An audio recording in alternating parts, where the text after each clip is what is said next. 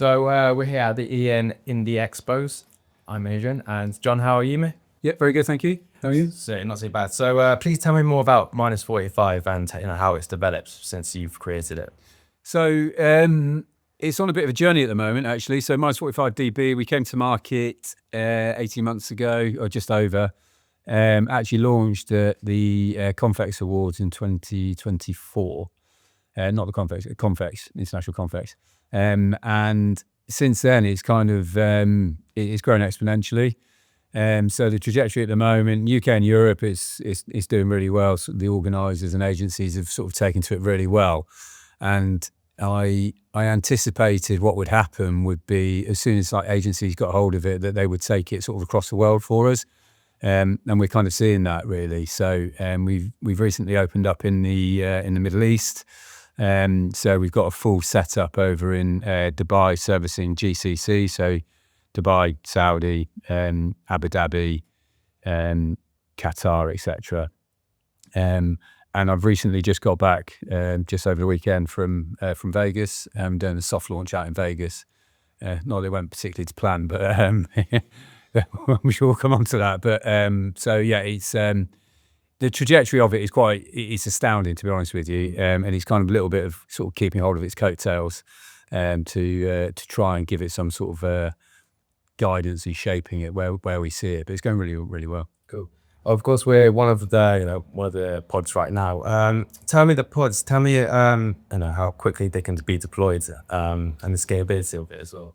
Yeah, so I mean, we structure the company between pods and structures. So the pods we consider the sort of 2-person, 4-person pods that you roll in, all brandable, put in situ. People can have one-to-one meetings in those. And then we've got the structures, which is what we're sat in right now. So the structure side of things, we can do anything from a 2.4 meter by 2.4 meter up to a 10.8 by 50 meter.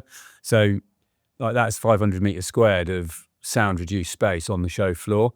And with regards to speed, the whole guiding principles around the whole thing was around speed and cost, obviously budget cost, and sound reduction. And we brought version 37 to market. We're sat in currently in version 41. We've also got version 50, 51, 52, 53 all in the pipeline. But the key guiding principles were those 3 things around how quickly can we put it up, how much does it cost the end client to hire, and then what sort of sound reduction can we achieve with it. And depending on where the modifications we made to it, if they didn't influence one of those 3 things, then we kind of pushed it to one side. So in short, the sound reduction that we achieve is up to 45 decibels on the show floor, which is absolutely fantastic. I mean, obviously, when you open the door here now, you'll be able to hear a buzzing show floor. You obviously can't hear it in here, which is great. We put this up we tend to put these up in between 3 and 4 hours, completely branded, obviously, as you can see, different look and feels internally, externally. And that full fit out option, which we offer, we can do custom fit out on all of these. And we've got some really cool events coming up, which are sort of leaning into that as a solution. So yeah, really quick to deploy, a really good sound reduction, which isn't achieved anywhere else in the world. We've got patent granted in the UK, pending in Europe, Middle East, and the States. So that really sort of shows that there's nothing else that exists that does quite what this does. Mm-hmm. Are there any particular market segments that you're currently going to go into? Yeah, I've had some really.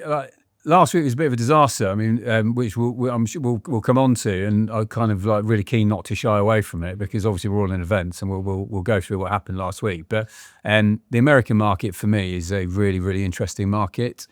I mean, first of all, because of scale. I mean, you've got operators there of 44 offices across 50 states. So that's a really interesting market. The market that's really, really exploding for us at the moment is the Middle East. And when you start looking at the stats that are coming out of there, just with regards to like financial, how is trading as a region, and then you start looking at the Saudi element with regards to they've got the World Cup. They are undoubtedly going to get the Olympics, I would say. That region is absolutely exploding for us, particularly, and I know everybody else is. The people that operate there are saying the same.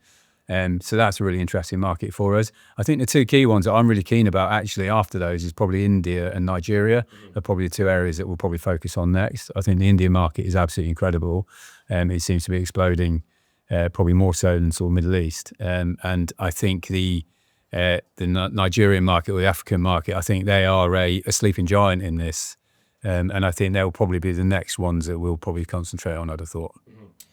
Mentioning Las Vegas, how's the recent launch at IMEX? Can you recount for how you deployed and what's supposed to go and what actually happened? Yeah, I mean, I think it's fair to say it's pretty much the worst thing that could ever happen to an organizer. I mean, it's we were due to, so that was our official launch in the States. We had a whole host of amazing meetings with some of the biggest organizers, agencies in the world. And it basically transpired that our containers didn't turn up because of, and we didn't have a product, which was somewhat, well, I've never experienced anything like it in my life. But I suppose when you're shipping globally, these things happen. We were really unfortunate. We tried to get ahead of it, so we made sure that the stuff was there 2.5 weeks in advance. We were going to pay a load of money on demurrage to make sure that we didn't mess it up. And when the ship broke down in the ocean and we had to cross-load 8,000 containers from one to another, put that back 11 days, and then it got stuck in the Panama Canal for 3 days. And then when it landed in Los Angeles, President Trump decided he was going to shut down the government, so nobody in customs was getting our stuff through customs. And it actually landed on Monday this week, so a full 3.5 weeks late. But again, so that's how Vegas went, which was absolutely awful. But I mean, what we did with that is we worked with the organisers really well. We set up a bit of a stand. It's completely different, obviously, because you can't walk into it and go, "Oh, it's amazing, touch it and feel it." But what we've done now is I've now got a warehouse in Vegas. I've got a stock in the region. I'm doing a showcase back end of this month to all of the people that we'd either met or had hoped to meet, and so they can see it in our warehouse in Vegas at the end of the month. So trying to make the most of the bad situation, I suppose. Yeah, not ideal, to be honest. Also touching upon the Middle East, launching in the UAE. How is it going so far? How's that? I guess in terms of the scalability, how's that going? It's amazing. I think the challenge with when you work in multiple regions, you kind of see the different sort of like macroeconomic factors that are going on within each region. So you come back to the UK and you can kind of feel this, the challenge around budget, around how the government is, creating instability in the region. Similar to the States, Trump is causing instability. For whatever reason, in the UAE, it's significant growth. So their stats came out last week or the week before, and I think they're in 19% growth. And it's kind of like, as a region, that's incredible. So imagine if the UK was in that sort of growth. It kind of puts some context around, I suppose, the direction of the region. So for us personally, it's going really, really well. Like the big organisers, the big agencies, and the big events are all engaging with us. So we've got we're at GITEX, the biggest tech show in the world, for Dubai World Trade Center. We're in conversations with all of the big organisers to deliver like big shows that they're working with. We are at Reuters next week in Abu Dhabi, dealing some similar to this, but a full glass-fronted recording studio for Reuters. And then we've got a huge event in Saudi in the middle of November for the Crown Prince for a huge event that they're doing, where we're deploying 25 rooms, but doing a full custom fit out on them. So it's amazing that region is absolutely flying. It's absolutely incredible. So it kind of cements because obviously it's high risk to move into a region, and like we've got a full setup there. So it's not like we're doing it from the UK. You've got full-time staff there, full warehousing, full inventory in region, manufacturing in region. So we've invested a huge amount of money getting to that point. And it's really showing, I think, that we are in a really good place with the region. It's kind of backing up everything that I thought it would be. So it's really exciting. Has it exceeded your expectations? I would probably say so, yeah, because I think you always go into these things thinking that you kind of question yourself a lot. And you think, oh, it's going to fly, and then you realise that it just never really works like that because it takes people to get them into budgets. It might take 6 to 12 months, depending on where that is in the process. But there's one thing over so I've been out there for 2.5 years trying to sort of put all this together, And everybody kept on saying to me, no, it's really last minute here. It's really last minute here. And I was like, how last minute can it be? Well, this event in Saudi came on literally a week ago and it's been delivered in 3 weeks. And that is a huge event delivered by one of the biggest agencies in the world. And they've got like 4 weeks to turn it around. So it's kind of like everything is really last minute. So it's kind of like, normally you can look at your pipeline or your confirmed orders and think, right, okay, so I know where I'm at for this quarter or this half.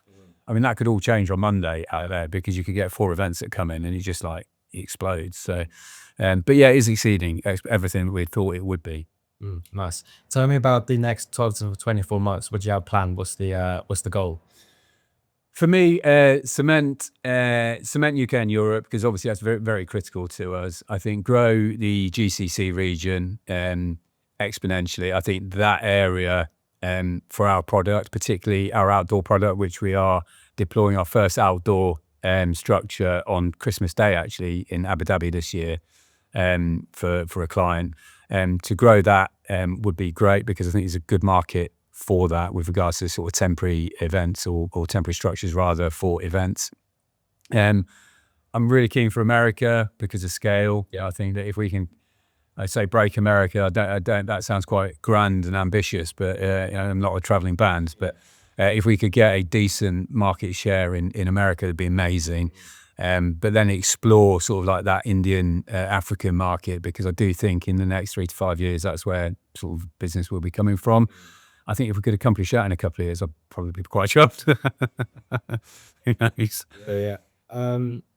Obviously you touched upon India and the Nigerian market. Do you have any more ambitions, plans for the in terms of geography?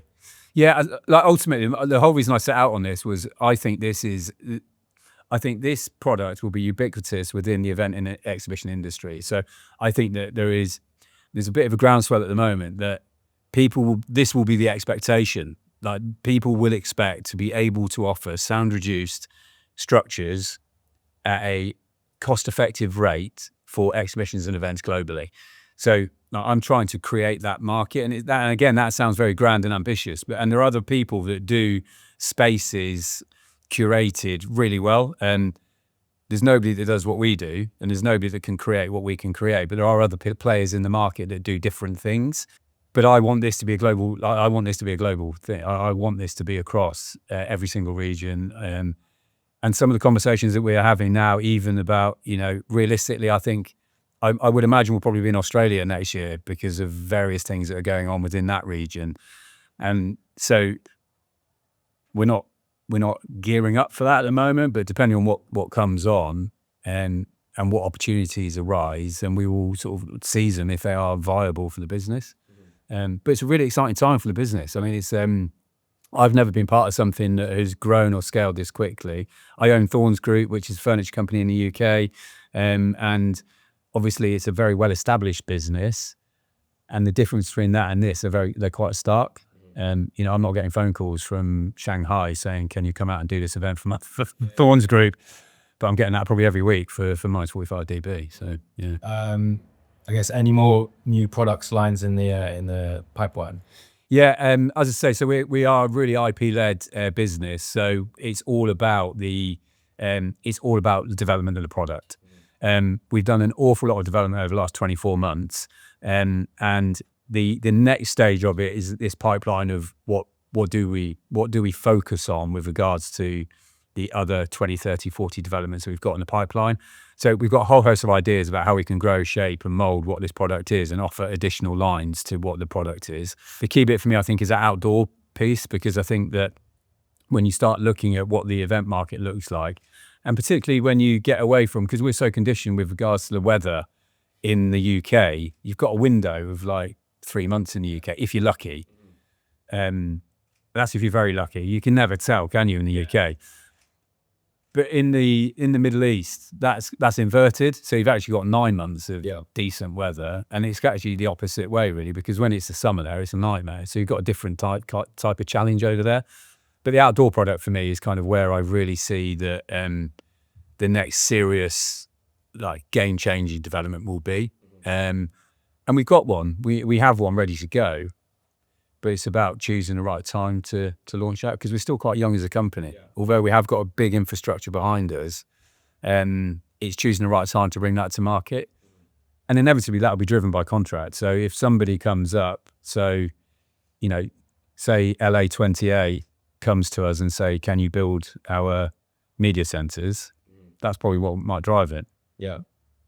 Who knows? Yeah, nice. Lastly, do you have anything for the grand future plans, 10 years time? Where do you want to see this? See this or see myself? I see myself sat on a beach somewhere, but I think this, if I could make this if we can create an industry around sound reduction for exhibitions and events, I'd be really happy. And if we can be the first to market on that and have a decent market share, and innovate and develop and change the landscape of the exhibition and event industry, I'd be really, really content with that. Where I see it in 10 years, I have no idea, because genuinely, I don't know where it's going to be in 2 months, let alone in 2 years, 10 years, because it's just growing at such a pace that, I mean, on the wildest dream side of things, that we are this huge multi-million pound company that operates globally, we could all go wrong. Yeah. So I hope it's the first one as opposed to the latter. But yeah, we'll see.